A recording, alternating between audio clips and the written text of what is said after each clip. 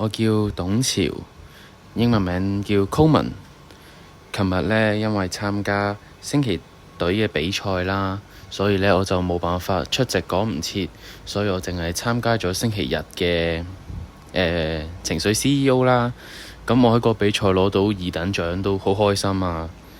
咁平時我都鍾意打下乒乓波啊，都鍾意亦都喺學校呢參加咗 Scratch 嘅精英隊啦，係玩啲編程咁樣嘅嘢嘅。咁近排都要為咗個畢業試做準備啦，嗰啲升學嗰啲志願我都揀晒㗎啦。咁我都希望大個咗之後可以做一個天文學家啦。不過唔係因為數學嗰一邊，而係因為我平時都鍾意睇下星星啊，觀察下個天啊咁樣嘅。平時我都好鍾意同朋友一齊玩象棋啦。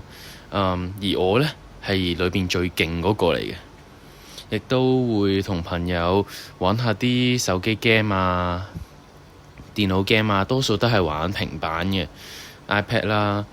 最鍾意玩個 game 叫 Roblox 啊。